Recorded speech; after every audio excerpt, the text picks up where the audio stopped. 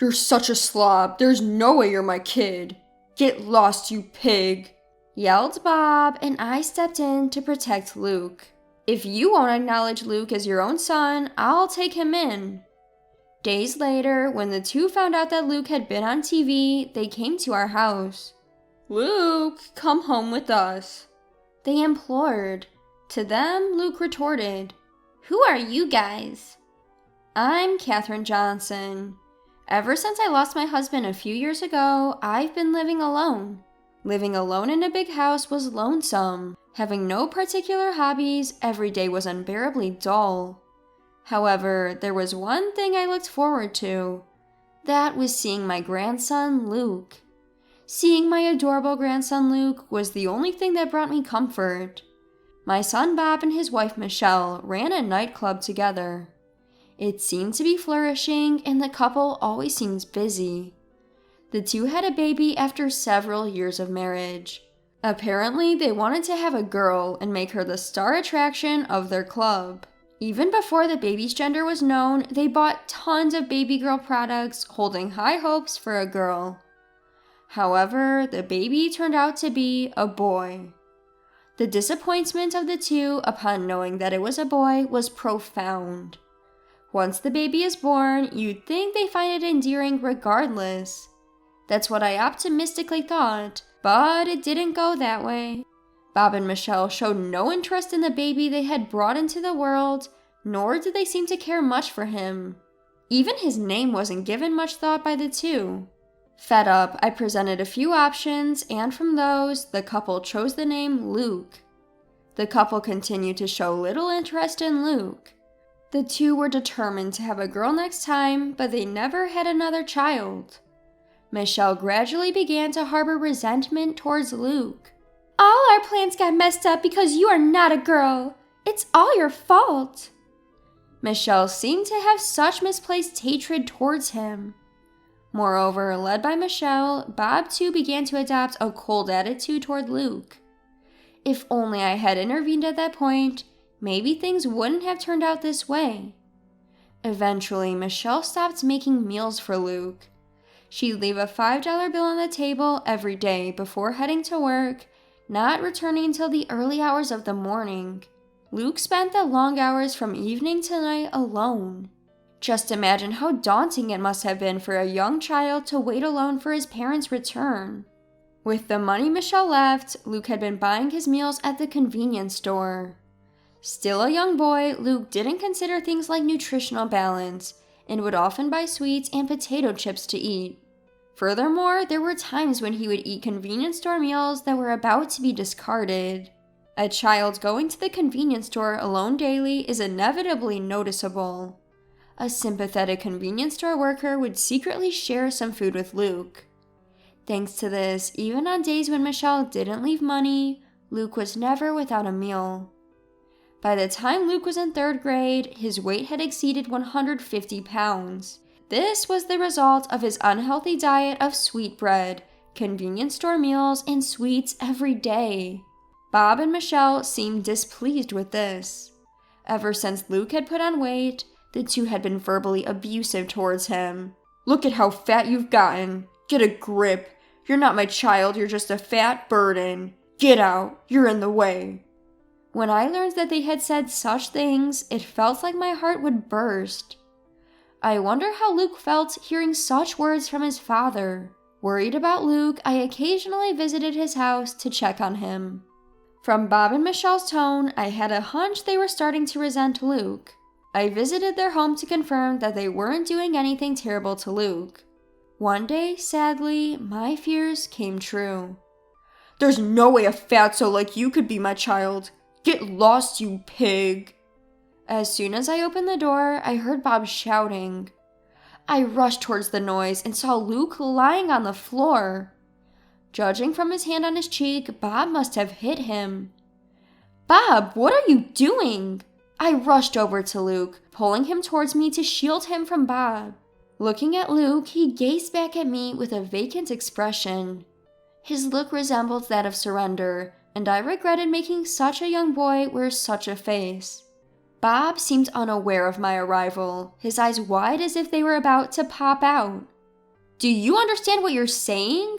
Luke is genuinely your child, I yelled at Bob. Although Bob is my son I gave birth to, I couldn't comprehend what he is thinking at all. Even if Luke was not the daughter he had hoped for, I could not believe the treatment he was giving to his own innocent son.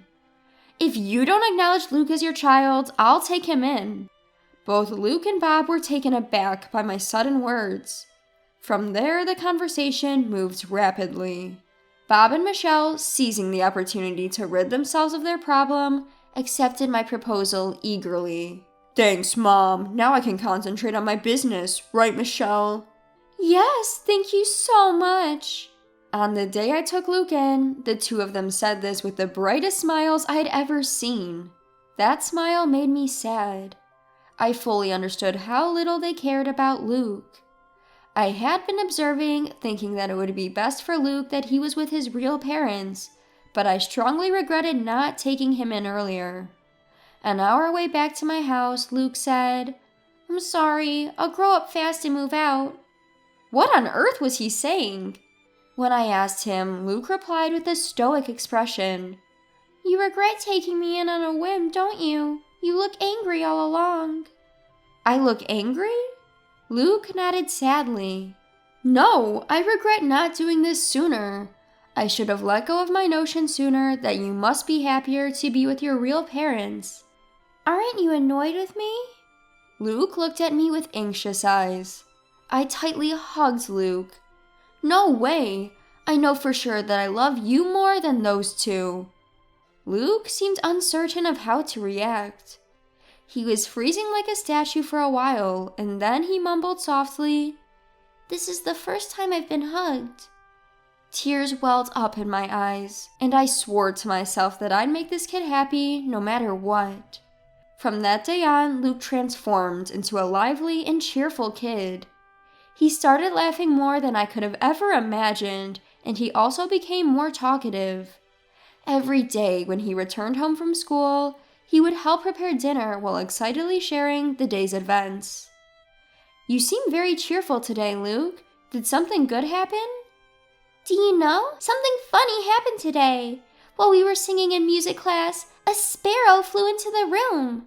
The teacher was in such a frenzy. I was wondering why, and then she almost started crying, saying, I can't handle birds. Remembering the event, Luke chuckled. He looked so cute and lovable that my heart melted. Since he started eating healthy meals at my place, Luke's physique became more standard. Although he maintained his childlike charm, his contour sharpened, making him look quite handsome. He shyly told me that the girls at school started talking to him more. Luke seemed happy every day, and I was relieved to see him that way. The day of the first parent-teacher conference since I took Luke in came. Luke's homeroom teacher made a suggestion. Why don't you have him take an IQ test at the hospital? This suggestion made me anxious. I felt like they were saying there was something wrong with Luke's intelligence. Is Luke falling behind the others? As I asked this, the teacher hurriedly waved his hands. No, it's the opposite. From my experience, I believe Luke may be gifted.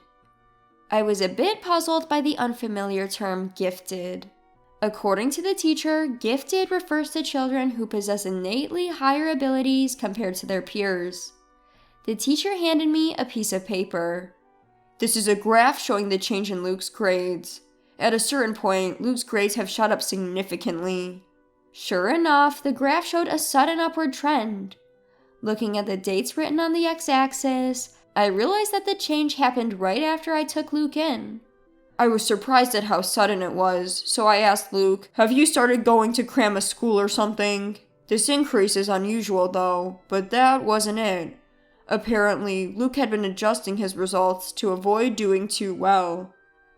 I didn't quite understand what the teacher meant, so I turned to look at Luke, who was sitting next to me. Noticing my gaze, Luke began to speak. At my old home, if they found out I was doing well in school, they didn't like it. They'd say I was being cheeky and I'd get hit more than usual. Luke shrugged his shoulders.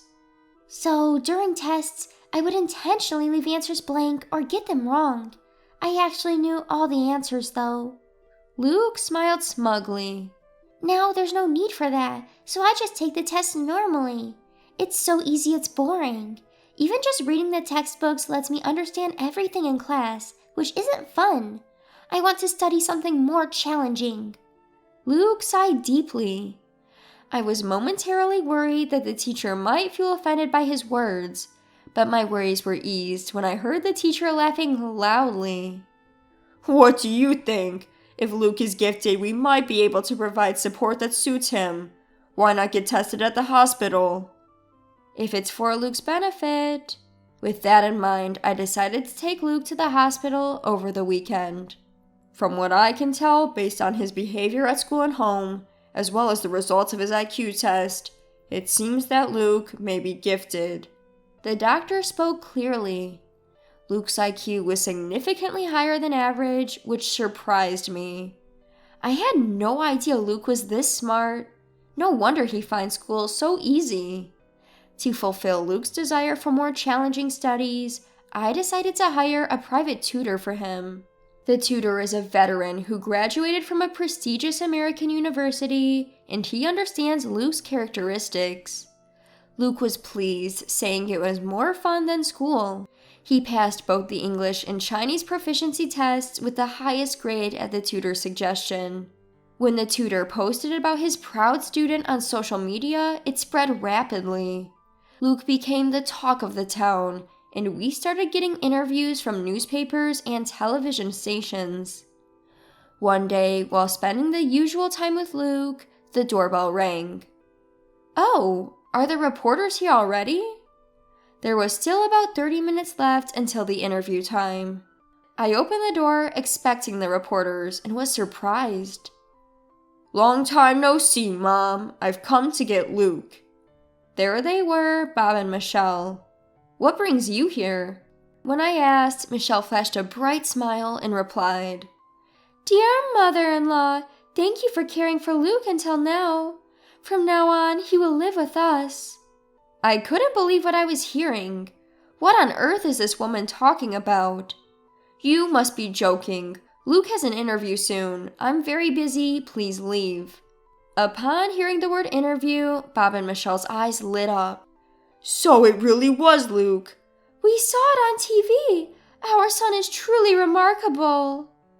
Their faces turned towards each other, excitement bubbling between them. And then they blurted out an outrageous idea. If Luke comes back, our shop will be secure. Beside Bob, Michelle was nodding fervently. If we get customers who come to see Luke, our sales will go up. In the long run, we could even leave the management to him. That would make life easier for us. I was astounded at the self-serving thoughts of the two. After claiming that Luke isn't their child, they show up to take him back when they realize how talented he is. A child is, Luke is, not a possession of his parents. Don't you understand? I had reached the limit of my patience. Just as I was gearing up to give them a piece of my mind, Luke appeared behind me. Seeing Luke, Bob and Michelle broke into smiles. Their smiles only stoked my irritation. However, their smiles were shattered by a single phrase from Luke. Who are you guys? Luke asked, staring at the two straight on. They looked bewildered. Who are we? We're your dad and mom. You're our beloved child who I suffered to give birth to. Michelle's words made me feel sick. How dare she call him her beloved child? Just as I was about to retort, Luke smirked and said, My only family here is my grandmother. I don't know you people who abandoned me. He stated this firmly. Luke, that woman is your grandmother, not your mother. Come back home with us. Bob tried to persuade him gently, but Luke glared at him. My home is here with my grandma. Unlike you, she's always shown me love. You abandoned me, and now you want to reclaim me because you think I'm useful? You're not my parents. It was the first time Luke had ever raised his voice like that. Bob and Michelle cringed at his outburst.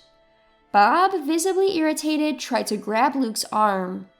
Just as I was about to intervene, a voice called out from behind Bob. Is what he said true? Did you abandon him? Journalists began to gather around, their faces solemn. They had come to interview Luke. It was already the time of our appointment with them. Reporters surrounded Bob and Michelle. They circled Bob and Michelle, firing off questions at them. Later, this interview was broadcast on television with the sensational title, "The Sad Past of a Genius Boy, Confronting the Parents Who Abandoned Him." The impact was immense. The couple was lambasted on social media, and their business received numerous angry calls. "How could you abandon him just because he wasn't a girl? Don't try to manipulate your child for your own convenience." On top of the angry calls, crowds of people apparently gathered to see the faces of these terrible parents. Needless to say, business could not operate normally under these conditions.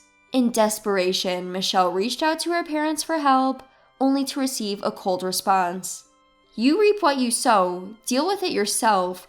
We have no intention of helping anyone who would abandon their child." Bob and Michelle were universally scorned and abandoned. The two of them were reportedly upset, crying out, "Why is this happening to us?"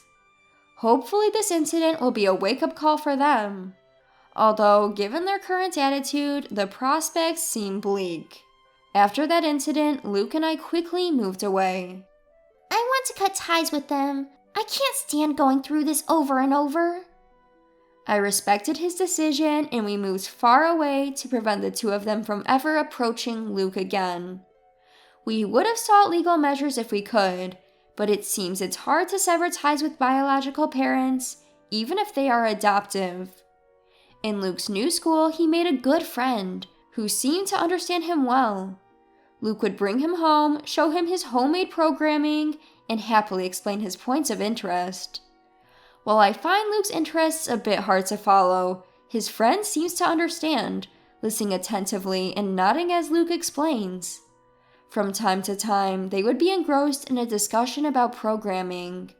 Seeing Luke so happy always made me feel glad we moved here. Thanks to his new friend, Luke has been able to live freely and happily every day. I hope they continue to get along well and support each other. What does it mean to cancel a policy? I started whispering during my lunch break at work after finding my voice was unintentionally loud on a phone call. I didn't make any such arrangements. I was puzzled and frustrated. My mind went blank. The insurance company representative on the other end of the line, a woman, remained calm in contrast to my distress. "According to our records, we received a request for policy cancellation from your end, and the procedure has been completed." I had been subscribed to a savings-oriented life insurance policy. My sister-in-law Rachel was an insurance agent, and with her job's demanding quotas, she had persuaded me to get an insurance policy that was more expensive than the market rate. I'm Stella. I'm a 40-year-old office worker, living in an apartment with my husband and daughter. Today has been a tough day right from the start. My husband announced he was going on an overnight business trip as soon as he woke up and started packing his bags. Our daughter, Amy, began fussing over her missing math textbook. Amy is only in first grade, so her need for help is expected. But when my husband starts fussing about his missing travel bag and new socks, it can be quite a handful. I've been contemplating divorce for a while, due to our relationship being on the rocks for the past year, and this kind of thing just adds to the irritation. Why don't you both prepare the day before? I couldn't help but say it out loud. Amy obediently apologized and promised to be more careful next time, to which I replied, "That's okay, honey. I should have helped you check it yesterday. I'm sorry." My husband, however, was different. "Amy's still young. If you had taken care of everything, she wouldn't be in this mess.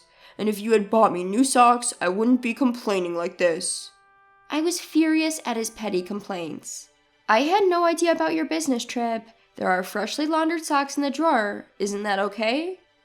"I like to wear brand new socks when I'm on a business trip." What's with that weird fixation? I thought so, but I kept my thoughts to myself. He goes on these overnight business trips maybe once every few months. His company must have scheduled it in advance, he just didn't bother telling me. If he needed new socks, he could have bought them by himself, or at least told me ahead of time.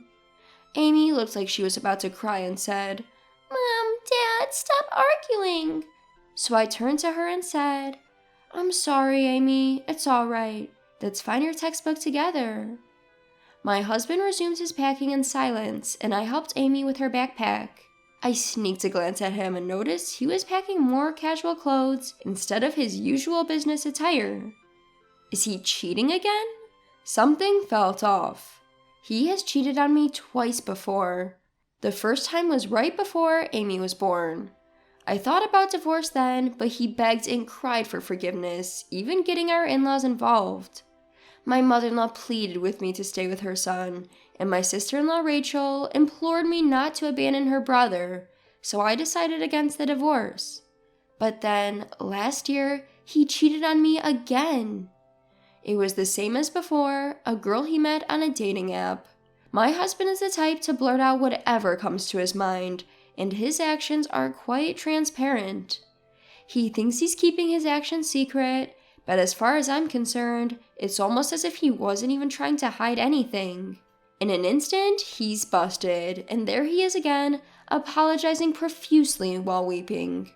Even though he usually struts around with such arrogance, seeing him crying with his nose running is just pitiful. I swear, if there's another issue, we're done. I declared to my husband, made him fill out the divorce papers, transferred all of our savings into my account, and though I forgave him, any love I had has completely vanished. My husband always puts himself first. I can't forgive him for not caring for our daughter Amy, or spending time with her, but I plan to endure until Amy gets a bit older before getting a divorce. In the end, Amy's math textbook was easily found inside her backpack. Amy left for school full of joy, but I was completely drained from the morning ordeal.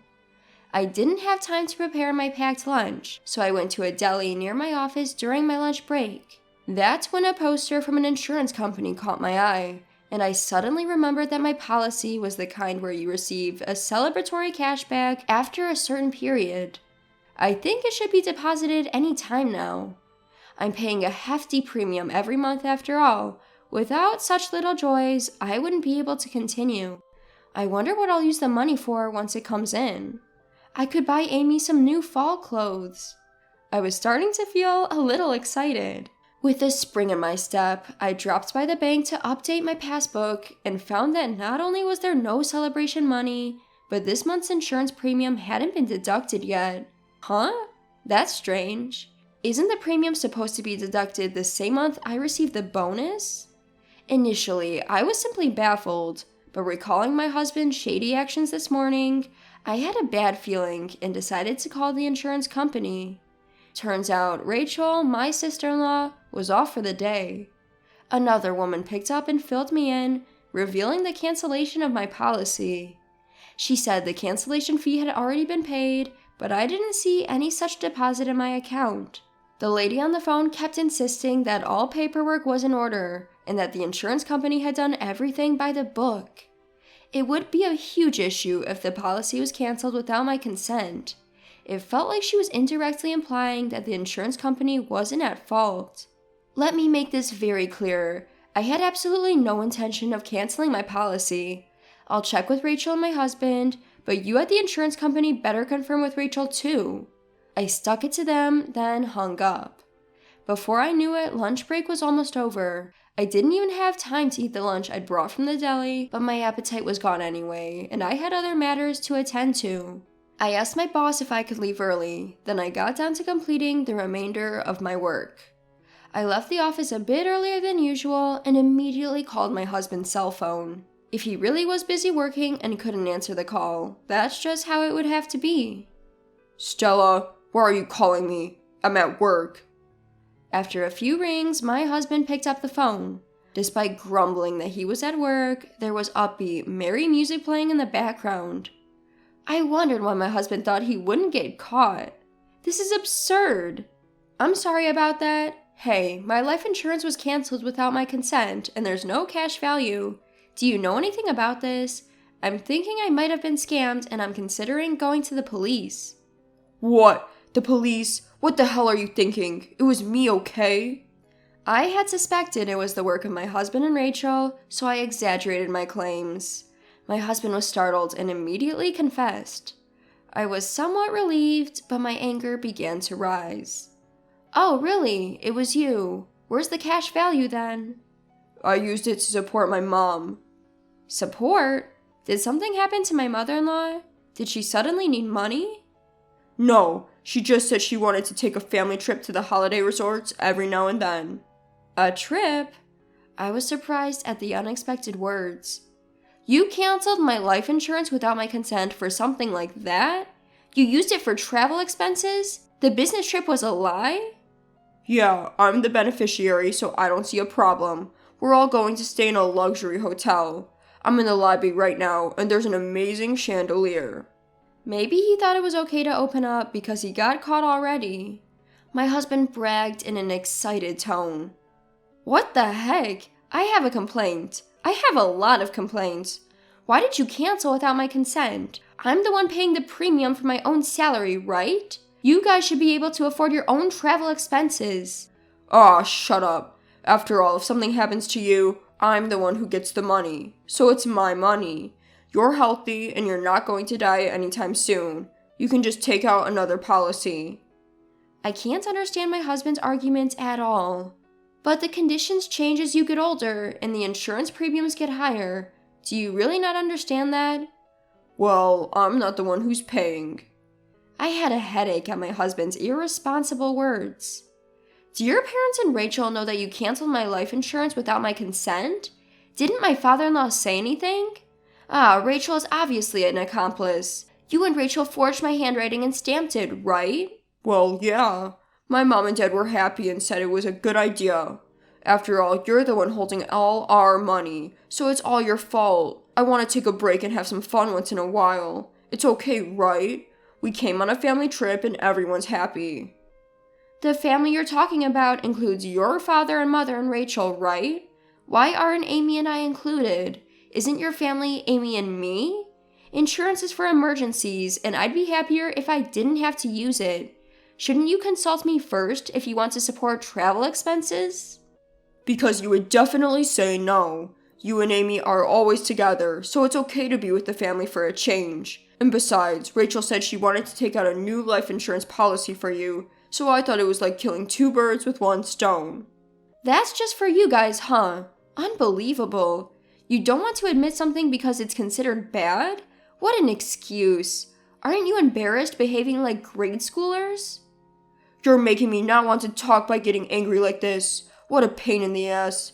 If you keep up this bickering, I wouldn't mind getting a divorce. I bet you couldn't pull it off. Perhaps he's become too emboldened being in a tourist spot. My husband sounds more assertive than usual. Understood. I hung up the phone. Brace yourself. I'll get back at my in-laws and my husband for all of this. I murmured to myself. My patience is at its end. My husband has been underestimating me because I've always forgiven him, even though he kept threatening to divorce. I had thought that my in-laws were normal people, and Rachel wasn't a bad person, despite her insistence on pushing for a high life insurance policy. But normal, sensible people wouldn't unilaterally cancel their daughter-in-law's life insurance and misuse the money. This is what I get for marrying into this family. I'll cut them all off. I immediately headed to the court. I always kept the divorce papers my husband had filled out in my bag like a talisman. I submitted the divorce papers right away, then picked up my daughter Amy from the after-school program. On our way home, I told Amy about the divorce. Amy was surprised, but after explaining carefully, she accepted it. When we got home, Amy asked, So, Dad isn't coming back home anymore? Your dad won't be back tonight because he's on a business trip. We're getting divorced, so we're going to live separately, but we still need to prepare for that. I answered carefully, not understanding Amy's question. Then let's start packing right away. Hurry! Huh? What's going on? Well, you're breaking up with Dad, right? You don't have to cry anymore. I don't like him because he's always mad.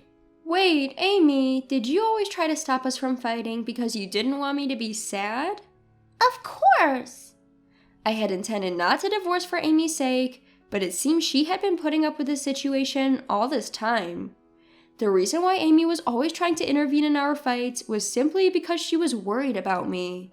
Dad never plays with me, even on his days off, and he tells me to go away whenever I talk to him. He only uses me when he wants to say something mean to you like this morning. I've always been sad because I love you, Mom. Amy smiled slightly. Her smile pierced my heart. My husband, who is selfish and always prioritizes himself, has been seen through not only by me, but also by Amy, and it seems Amy has had enough of my husband. It was heartbreaking to learn of Amy's true feelings in this way, and I felt like crying. I see. I'm sorry, Amy. I've made you go through a lot. From now on, it's going to be just the two of us. But I'll take good care of you. I really love you. Yay! I vow never to let Amy be sad again. While Amy was doing her homework, I kept myself busy by reaching out to a lawyer, searching for realtors and movers online. Then I contacted my parents. When I explained the situation, they told me, "Come back home right away." Amy doesn't have to transfer schools. Moreover, if it's tomorrow morning, my father said he could borrow a truck from an acquaintance and help us move our things. I contacted the landlord and the elementary school, briefly explaining that we'd be commuting from my parents' home from now on. I decided to deal with the paperwork from the school gradually, and I called work to take a vacation day tomorrow. I want to get most things done before my husband gets home. The next day, my parents came over, and we quickly moved our stuff to my parents' home. Everything was done before my husband got home, and only his belongings were left in the apartment. I left a note saying, "We are divorced, we are now strangers," and left the apartment. When my husband came home and realized we were gone, he would undoubtedly be stunned. Serves him right. The thought of it made me feel triumphant.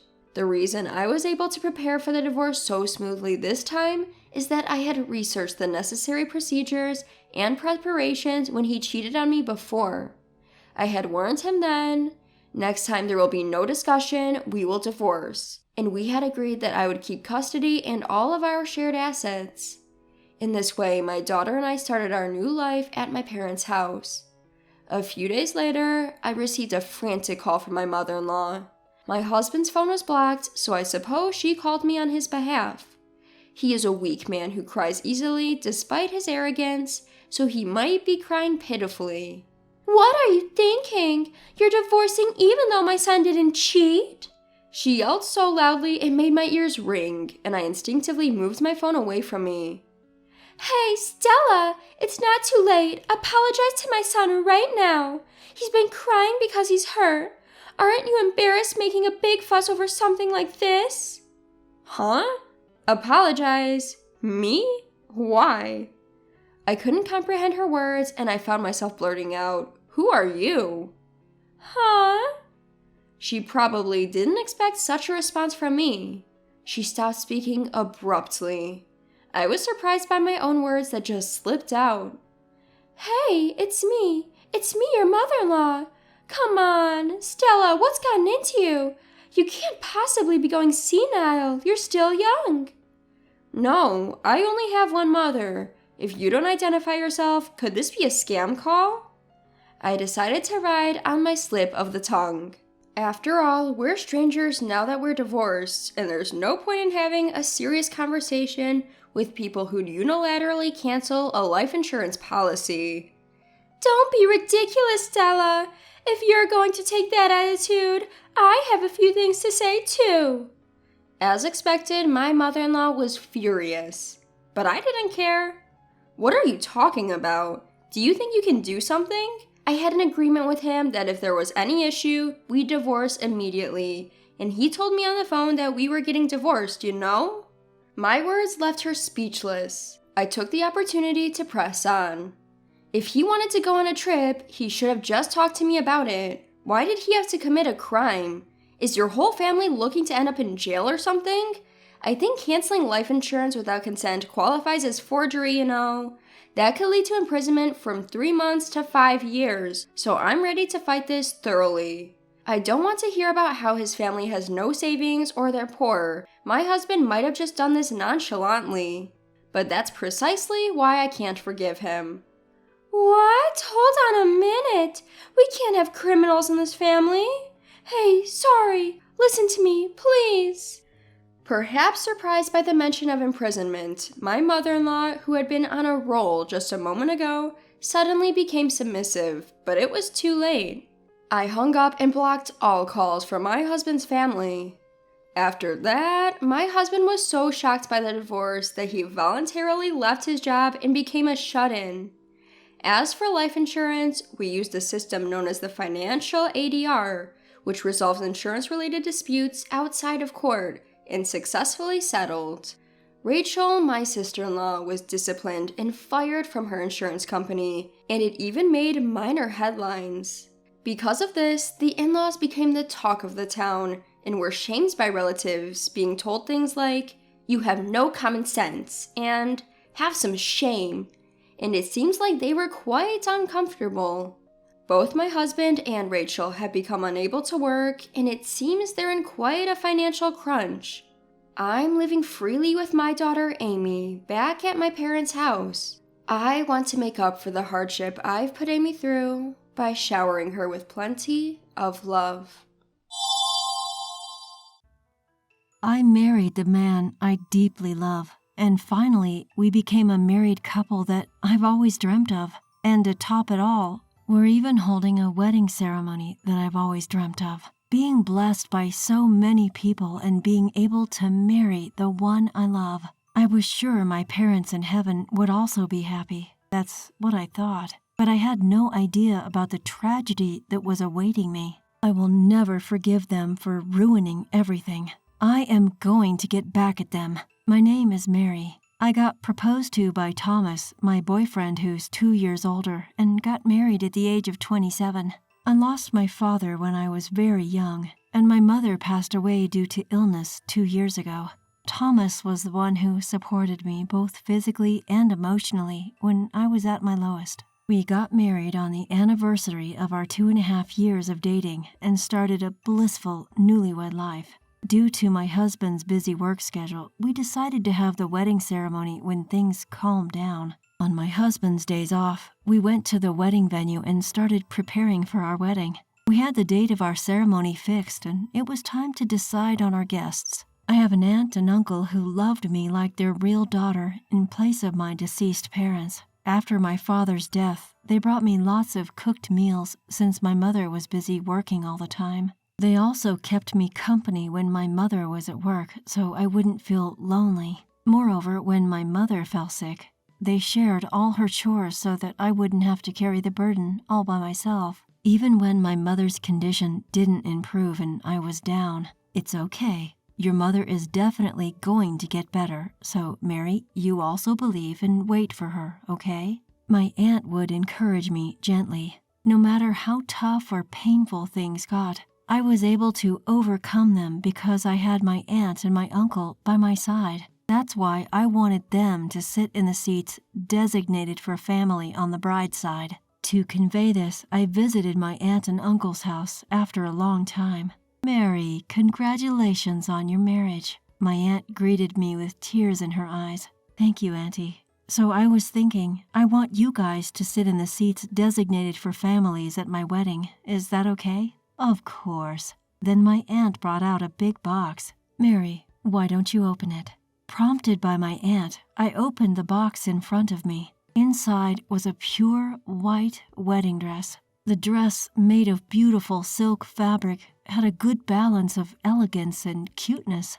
The décolletage was decorated with vibrant lace. The silhouette was cleverly designed to form a beautiful A-line, and cute flower embroideries were done on the hem. The size was smaller than usual, and it was clear that it was made just for me. I loved the wedding dress at first sight. "Huh? Why this?" "Well, your mother, my sister, she made it." "What? Mom did?" "That wedding dress was handmade by my mother." Despite battling illness, she tirelessly stitched it together day after day, custom fit for my petite frame. She asked my aunt, "If Mary ever gets married, please give her this. This is a creation filled with all the love your mother could muster in her final days. Mary dear, you must wear this dress at your wedding. Your mother would be so pleased," said my aunt, her eyes brimming with tears and a tender smile on her face. Her heartfelt sentiment moved me to tears. "Thank you, Auntie. You've kept it safe all this time. I promise I'll wear this dress at my wedding. You have to come and see me wear it," I said, clutching my mother's handcrafted wedding dress, full of happiness as I returned home. Once home, I hung the dress on my bedroom wall and gazed at it intently. I was determined to make my wedding a success wearing this dress in honor of my mother. That feeling only got stronger as the days passed. Then one day, a disaster struck. When I returned home from work, the wedding dress that should have been hanging on my wall was gone. What? It's gone? Why? I know I left it hanging right here. Panicking, I pulled out my phone to call the cops. Just then, my husband walked in the door. "Oh, Mary, what's wrong?" Seeing me in tears, he sensed something was amiss. He rushed over to me. My dress is gone. I had it hanging right here. I think someone stole it." My desperate plea elicited an unexpected reaction from my husband. "Oh, is that all?" "Huh? What do you mean? Thomas, do you know something?" I asked hesitantly, to which my husband responded with a shocking revelation. "Of course I know. My sister said she's getting married soon and wanted to borrow your dress." "Huh?" Yes, my husband just went ahead and lent my wedding dress to his sister without even asking me. Apparently, when he casually mentioned the dress to her, she asked if she could borrow it, and he readily agreed. That's why she came over to pick it up. She used the spare key from our mailbox. He gave my dress to his sister without my permission. I can't believe this. What the hell? As I raged at my husband, he waved his hands dismissively as if it were no big deal. Our wedding is still a while away, so it's not a problem, right? Besides, my sister was thrilled. She's broke and was happy that she wouldn't have to pay for a dress. Happy that she wouldn't have to pay for a dress. I never gave permission for any of this. I was livid at my husband's blatant disregard for my feelings. That dress was handmade by my mother specifically for me. Didn't I tell you that, Thomas? It's tailored perfectly to my size. Why would you lend it out without asking me first? Calm down. It's not like it's a one-time use thing. You can still wear it, so what's the issue? What's the issue? It's obvious, isn't it? Why would your sister wear my dress before I do? No matter how you look at it, that's just wrong. Even after I explained why I was pissed, my husband refused to apologize or even acknowledge his mistake. To add insult to injury, he let out an exasperated sigh. "Mary, you're being too petty. Stop acting like a spoiled child, okay?" Spoiled? Being upset about this makes me spoiled? It's something my mother made for me, so it makes no sense for my sister-in-law to be wearing it before me. I'd reached my limits with his irresponsible comments that disregarded my feelings completely. "I'm going to your parents' house tomorrow to get the wedding dress back from your sister." "Huh? Tomorrow is the day my sister's fiancé and his parents are coming to visit our parents' house. Don't interrupt them." Interrupt? You got some nerve. Let me be clear. No matter what anyone says, I have no intention of letting your sister wear that dress. The next day, I took a day off of work to go see my sister-in-law. When I arrived at my in-laws' house, I could hear lively voices from the open front door. As I secretly stepped in and listened. "Wow, you made this dress yourself? That's amazing, Cynthia." A man's voice, whom I did not know, echoed in the house. Cynthia was my sister-in-law. Cynthia, who was praised, responded in a humble tone. "Oh, it's nothing like that." She was flaunting my mother's handcrafted wedding dress to her fiancé and his parents. It took me quite some time, but I really wanted to bring my dream dress to life and have a good wedding, so I ended up making it myself. At that moment, something inside me crumbled with a sound. Her dream dress? What a joke. That's something my mother made with love, just for me. Before I even realized I was already walking towards them, I walked straight through the entrance and seized the wedding dress from my sister-in-law. Then I shouted, "This is mine!" in front of everyone. Everyone present looked at me with surprised expressions. Whoa, Mary, what's happening all of a sudden? My father-in-law asked me in a flustered manner. Ignoring him, I stared sternly at my sister-in-law and revealed the truth to everyone. This dress is something my mother made for me. Your daughter stole it from my room without my permission. What? Everyone present was taken aback, their eyes wide with shock, except for my sister-in-law, who turned pale. Hey, Cynthia, don't tell me that's true. As she was questioned by her fiancé, my sister-in-law desperately tried to resist. No, it's not like that. This is really something I made by myself. Realizing that the talk was going nowhere, I decided to question Cynthia. Why don't you try it on then? Since my mother made it to fit my size, I don't think it will fit you. Yes, my sister-in-law is taller and more toned than I am. There's no way she could pull off this dress, which was made to fit my petite frame. Hey, what are you doing? Finally, my husband appeared. My sister-in-law must have called him. His face was beet red with anger. Mary, what the heck are you doing? Are you trying to ruin my sister's wedding? What are you talking about? If anything, I'm the one who's about to have their wedding ruined. I retorted to my husband, and yet again, he started to blurt out something outrageous. Shut up. We canceled our wedding. So give that dress to my sister. Huh? Canceled? That's right. We canceled it. My husband insisted, pressing his point. My sister said she was strapped for cash, so we gave her the $50,000 we saved for our wedding as a gift. Since we aren't holding the wedding anymore, we don't need that dress, right? You let someone borrow my dress without asking, then canceled our wedding and also gave away the $50,000 we saved up.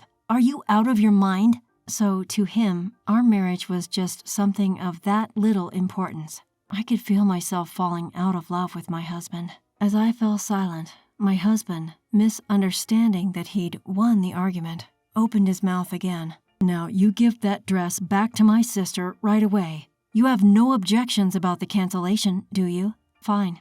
Let's get a divorce then. Huh?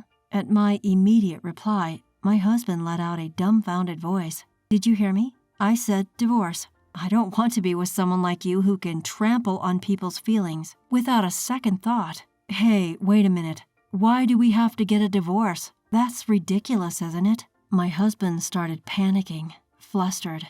Any sane person would have seen this coming. He's just insane. Well, that settles it. As I tried to leave the place, holding the dress. Hold on a minute. My sister-in-law grabbed the end of the dress with all her might. The dress tore in the process, becoming a pitiful sight. Looking at it, my sister-in-law and husband burst out laughing as if they couldn't contain themselves. Serves you right. This is what happens when you mess with my sister. Yeah, really. If you just quietly lent me the dress, none of this would have happened. You brought this upon yourself, Mary. Tears welled up in my eyes, mixed with anger. My wedding being canceled was fine, but I wanted to keep this dress safe with me for my entire life. And now, because of these worthless people, just then, my sister-in-law's fiancé stood up and slowly muttered, "Guess we're done too." Huh? Everyone was taken aback. Wait, you're joking, right? You're calling off our engagement? Why? In response to my sister-in-law's plea, her fiancé glared at her with a fierce look. Why? It's obvious, isn't it? There's no way I could marry someone who can do nasty things like this with no hesitation. No way. Even his parents seemed to feel the same way, showing quiet anger towards my sister-in-law's actions. Well, no more talk of marriage then. My fiancé and his parents were about to leave. Just then, my sister-in-law burst in frantically, yelling, "Wait a minute. It's absurd to call off the engagement over something like this. Right, Mom and Dad? You guys think so too, don't you?" Despite her pleas to her parents, it was too late. Wait, Dad? Mom, why are you glaring at me? Her father then shouted at her with full force, "Get out, you disgrace." Even my usual strong-willed sister-in-law started sobbing due to this overwhelming force. "You guys are so cruel. This is too much." "Stop crying. I don't remember raising a jackass like you. I'm not claiming you, someone who can be this dismissive of others' feelings, as our daughter. But, upon seeing his sister crumbling in tears, my husband stepped in to intervene. "Dad, Mom, calm down. You don't have to blame my sister this much. You too, Thomas." "What? You're no better. How dare you disregard Mary's feelings? Leave this house with Cynthia, you foolish son." Probably never anticipating that he too would be disowned, my husband stood there, mouth agape. Then my mother-in-law came over to me, bowing her head in apology. "I'm so sorry, Mary. We were told that the dress was handmade by our daughter, and we just believed it. No, it's okay, but I can't continue living with Thomas anymore. That's okay, it's our daughter's fault. You go ahead and live your life without worrying about it." Her words really hit home. My in-laws had always been very kind to me, so I felt a pang of guilt that things have come down to this. But I couldn't stay with Thomas anymore. "Mary, I'm sorry, I really am. We'll have a proper wedding, just don't file for divorce yet." My husband quickly changed his tune the moment he was disowned by his parents. There was absolutely no chance of me getting back together with such a spineless man. "I will live my own life. I can live a happy life without you." Hearing this, my husband collapsed to his knees. After expressing my gratitude to my in-laws, I left their house. I packed my bags and headed to my aunt's house, where she was greatly surprised. However, in the end, she respected my feelings and welcomed me. As for that torn dress, my aunt mended the torn parts, and my mother's dress regained its shine. Afterward, I asked for alimony from my ex-husband, and we divorced. He had been secretly handing the wedding funds to my sister-in-law, so I was able to get a little more alimony. It seems that my husband and sister-in-law have been disowned by their parents, and now they are living together in the house we once shared. My sister-in-law, who had intended to become a housewife after marriage, had already quit her job and was now unemployed. Now my husband was single-handedly covering both of their living expenses. Next time, if I ever get another opportunity to marry someone, I want to make sure to thoroughly assess my partner, and then I will have a wonderful wedding. Of course, wearing my mother's handmade wedding dress. My name is Grace. I'm 32 years old. I divorced my ex-husband due to his infidelity 3 years ago, but I recently just got remarried. Thanks to my current husband, I'm living happily every day. However, because these days are so blissful, sometimes I can't help but recall the painful memories from the past. My ex-husband was emotionally abusive and treated me like a housemaid. Despite being tired from my own job, he dumped all the housework on me. If there was even a piece of trash on the floor, he'd yell at me. He wouldn't be satisfied unless there were at least 5 dishes for dinner. And if I were to ever serve him any less, he'd leave his food untouched. I'll never forget the time he got mad at me for serving him prepped meals. And then he'd munch on potato chips.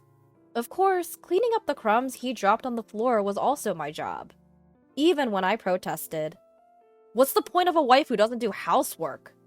He'd just sneer. He kept on uttering words that belittled me, gradually eroding my self-esteem. Before we got married, he wasn't like this at all. Around the time I was fed up with this life, my ex-husband demanded a divorce. He had a mistress. He was cheating on me. He wouldn't tell me who the other person was, and I didn't care. That's how exhausted I was. Fine, but in exchange, I'll take alimony. By getting him to pay the amount of alimony I proposed, I closed the curtains on my short 2-year marriage. I wonder how Nancy is doing. As I was packing up to move, I paused and mused out loud. Nancy is my best friend since high school. After the divorce, she listened to me and encouraged me a lot. Once I move, I think I'll invite Nancy for some coffee. I haven't even had the chance to tell her about my remarriage because I was so busy with preparations and paperwork. With the move coinciding with the registration of my new marriage, only my close family knows about my remarriage. I owe a lot to Nancy, so I have to properly inform her. I should think about these pleasant things, not the painful ones. Changing my mood, I started humming a tune and resumed packing. 2 months after moving, I was enjoying my afternoon tea while browsing a magazine. Now that I've settled into my new job and gotten used to the area, I've started thinking seriously about meeting up with Nancy. Just looking for recommended restaurants and cafes is fun. First, I need to get in touch and check our schedules. It's been quite some time since we last met, and I was secretly feeling nervous. Just as I was about to grab my phone to send Nancy a text, the doorbell rang. Since I had just moved in and didn't know anyone, I figured it must be someone soliciting something. But when I checked the door, there was a police officer. I tilted my head, wondering if there was some sort of incident, and opened the front door. There have been multiple reports that you've been stalking a certain man. Do you have any idea about this? Caught off guard by the unexpected visitor, I was at a loss for words. Apparently, almost every day, the man received letters crammed with the words, "I love you," among other annoyances hinting at a romantic pursuit. I had just moved into this neighborhood and suggested it could be a case of mistaken identity, but it seems I have no choice but to verify it, as the complainant has specifically named me as the perpetrator. I tried asking who the complainant was, but the officer could only apologize and bow his head. "I'm sorry, we've received several complaints, and I just came to confirm, so I can't disclose the complainant's name yet," he said. I was perplexed, but I understood that this was the officer's job. I had to reassure myself. Anyway, I've done nothing wrong, so I need to stand my ground.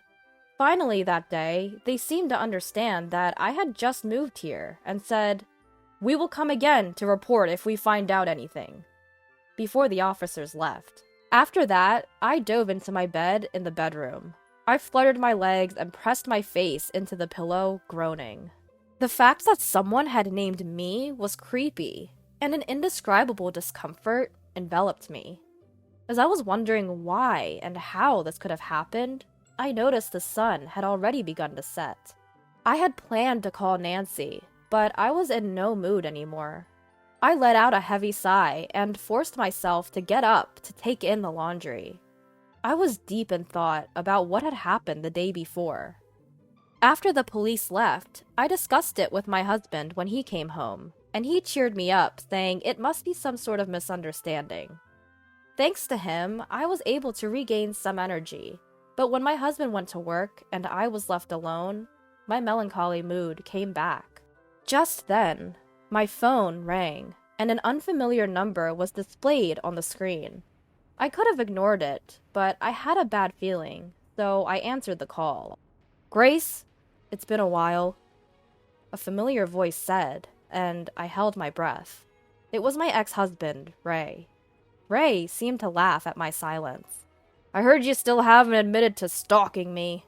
I'm disgusted by the police, even though I told them to investigate thoroughly," he said. At that moment, I realized that the incident the day before was caused by my ex-husband. "So you are the one who made that strange complaint to the police?" I asked, to which my husband affirmed, "Yes. You moved close to me because you still have feelings for me, right? Everyone around me is surprised by this too," he continued, misunderstanding the situation. My ex-husband, Ray, always overflowing with an odd sense of confidence, irritates me more than he knows. I can just tell he's smirking on the other end of the phone. It seemed like he had told everyone around him that his ex-wife was stalking him. Me stalking my ex-husband? That's ridiculous. The painful memories from the past came flooding back, and even though I tried to maintain my composure, I could feel my blood boiling. It's been 3 years now. What are you talking about? Besides, I'm remarried. I responded strongly, but my ex-husband just laughed as if he didn't believe me. "If the police can't settle this, then we have to do it ourselves," he said, suggesting a face-to-face meeting. The place he chose was a diner. "Fine, I have nothing to hide," I finally agreed. Angry as I was, I responded to the call and headed to the local diner. In retrospect, I admit that it was rather thoughtless of me. Upon arriving at the diner, I found my ex-husband, Ray, waiting at the entrance. He was different from the old days. Dressed in a suit even I could tell was of good quality. "Grace, have you gotten prettier somehow?" His scent, a fragrance of cologne, wafted from him as he studied me intently. "Don't even," I retorted, frowning, to which Ray simply shrugged his shoulders. "Same old Grace, still lacking in charm," he remarked. I swallowed a retort and trailed behind Ray. When we arrived at the table he had already reserved, I was shocked at the unexpected person seated there. "Nancy? What are you doing here?" Yes, it was my best friend Nancy, who was seated there. Ray and Nancy exchanged glances and shared a smirk. "Nancy and I got remarried. Don't be jealous just because I'm happy," Ray said, putting his arm around Nancy's shoulder.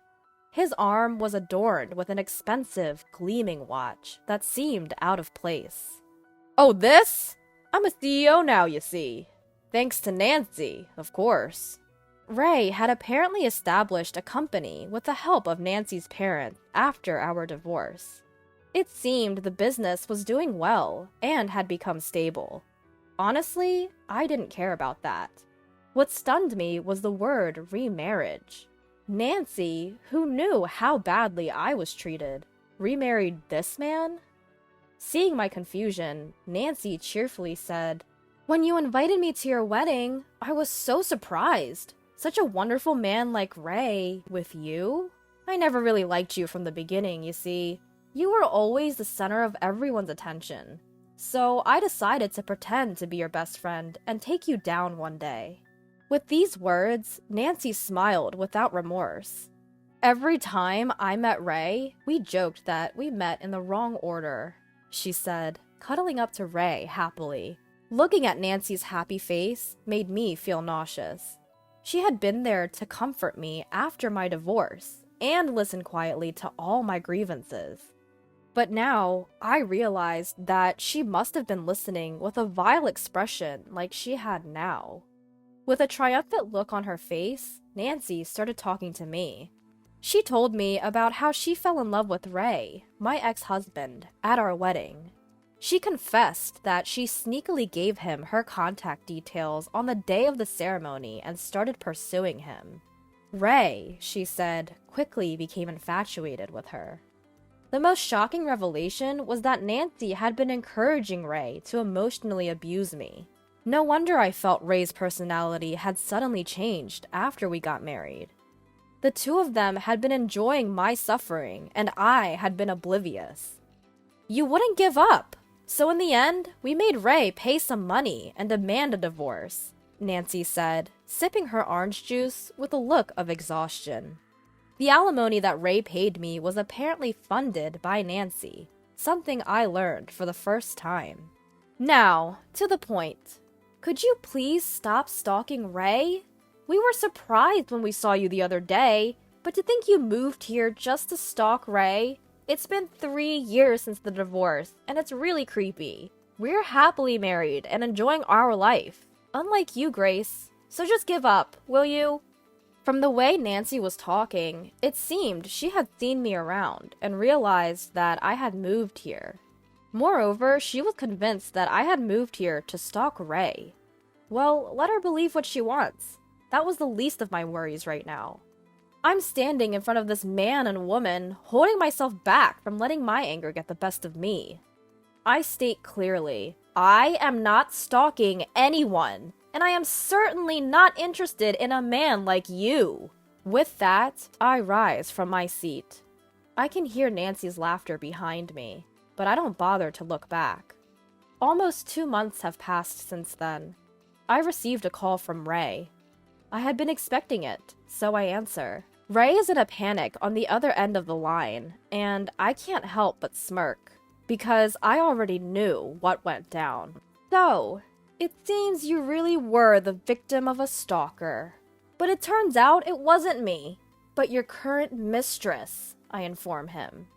Apparently, Ray had remarried Nancy and was having an affair again. As a result, his fling had developed strong feelings for him and turned into a stalker.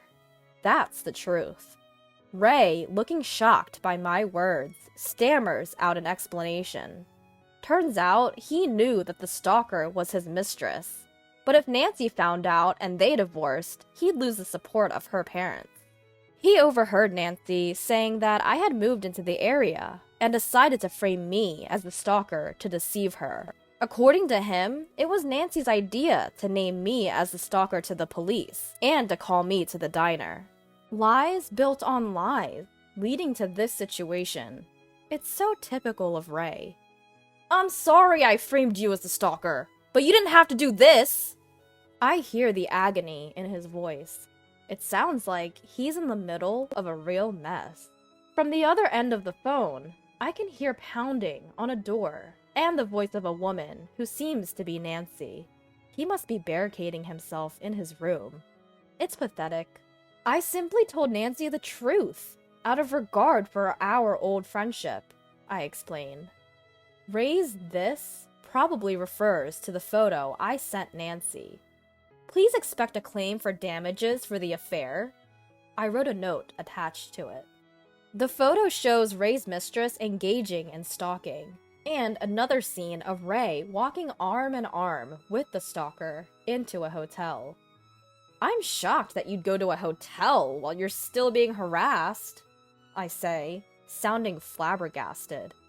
I had no choice! She threatened to tell Nancy to divorce me if I didn't meet her.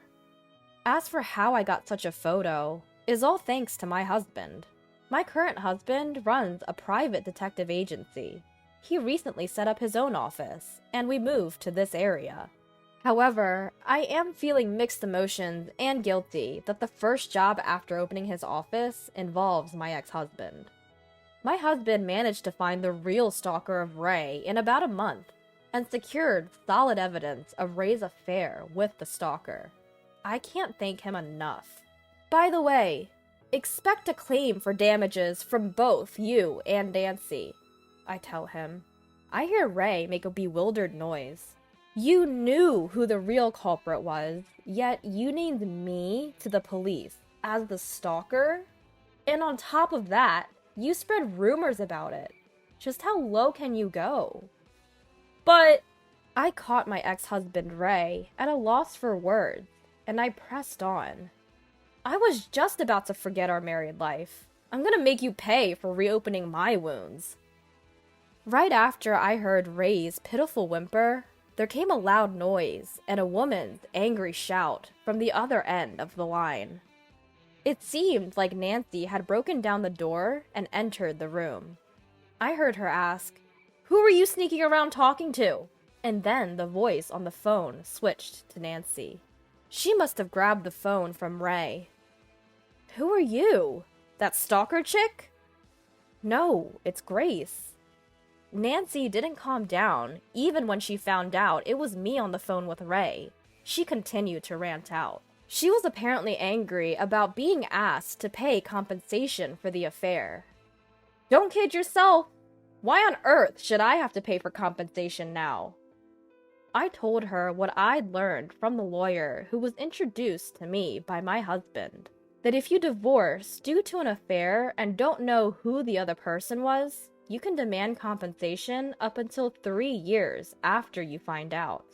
I just informed your husband that I'll be seeking damages for defamation. Nancy's voice cracked with tears. "You money grubber! Don't take away my happiness! You're just getting back what you dished out, right?" All because she disliked me, she had Ray do her dirty work and torment me.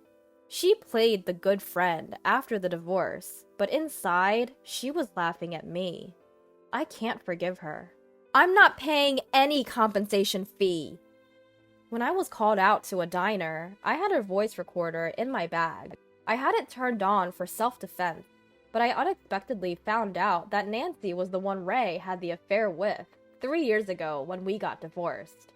I have it recorded, and I'm recording this call as well. It doesn't matter what you say, you'll pay for your actions. If necessary, I intend to use this recording as evidence and make Nancy and Ray pay. There's a business card from a lawyer in the photos I sent you, right? From now on, please contact me through that lawyer. I hang up the phone without listening to Nancy's rebuttal.